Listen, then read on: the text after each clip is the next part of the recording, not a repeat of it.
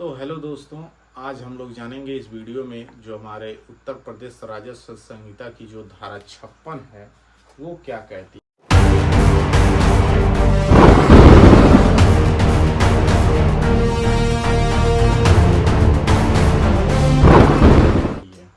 धारा 56 है वो क्या कहती है।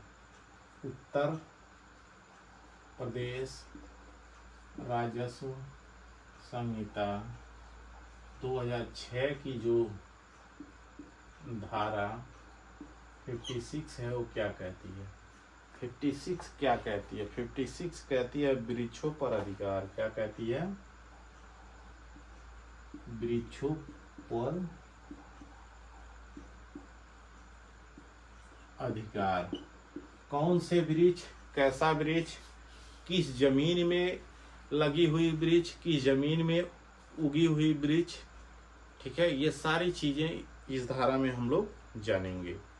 ठीक है, कौन सी वृक्ष पे किसका अधिकार होता है और कौन सी भूमि पर वृक्ष लगा है तो किसका अधिकार होता है, इस धारा में हम लोग जानेंगे।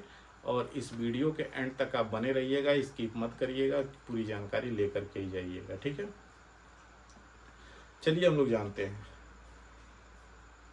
इस संहिता का जो, इस धारा का जो उपधारा 1 है, सब सेक्शन 1 है, वो कहता है किसी जोत या बाग, कोई भी जोत या बाग में विद्यमान समस्त वृक्षों को इस संहिता के उपबंधों या तत्समय प्रवृत्त किसी विधि के अधीन, किसी विधि के अधीन ऐसा व्यक्ति समझा जाएगा जो ऐसी जोत या बाग का धारण करता है। ठीक है, ये कह रहा है कि किसी जोत या बाग, कोई भी जोत की जमीन हो या बाग की जमीन हो, किसी व्यक्ति के, ठीक है, ऐसे समस्त विद्यमान वृक्ष जो इस संहिता के उपबंधों के तत्समय प्रवृत्त किसी विधि के, ऐसे व्यक्ति को समझा जाएगा जो ऐसी जोत या बाग का धारण करता है। ऐसे व्यक्ति को समझा जाएगा, यानी ऐसे व्यक्ति को कहा जाएगा कि ये जो वृक्ष है, बाग है, इस व्यक्ति की है कि जो उसके हित में है, जो उस व्यक्ति के नाम से वह भूमि है, जोत में है, जो जिस भूमि पर वृक्ष उगे हुए हैं वह उस व्यक्ति के नाम से है। दूसरा कह रहा है किसी जोत की सीमा पर विद्यमान समस्त वृक्ष को ऐसे व्यक्ति को संयुक्त रूप से समझा जाएगा जो ऐसी सीमा के किसी और जोत का धारण करता हो।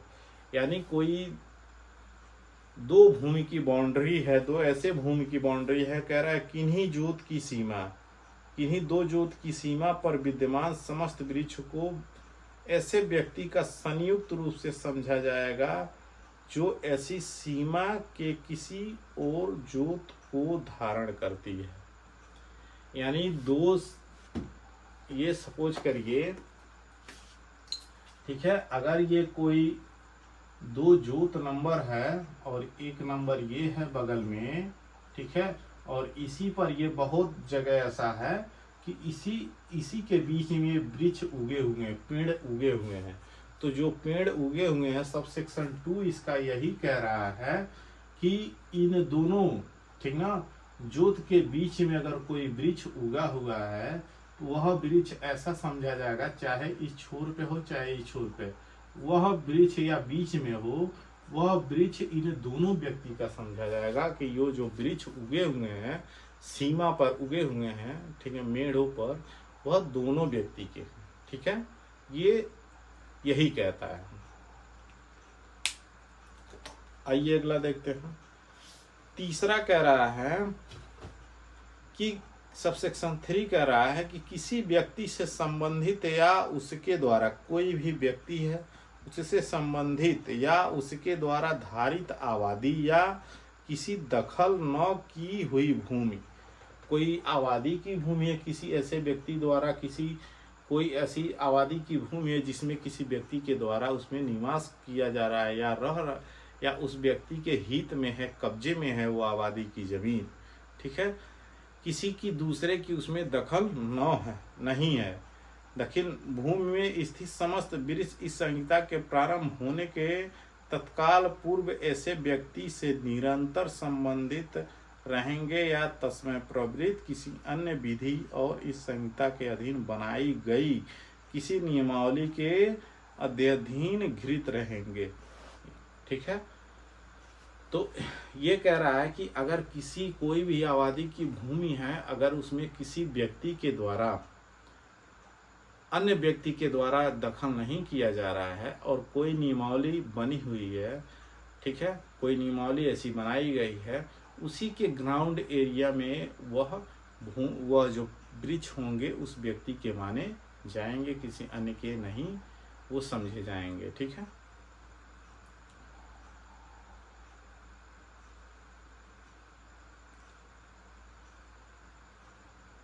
आई होप कि आपको ये पूरा वीडियो समझ में आया होगा।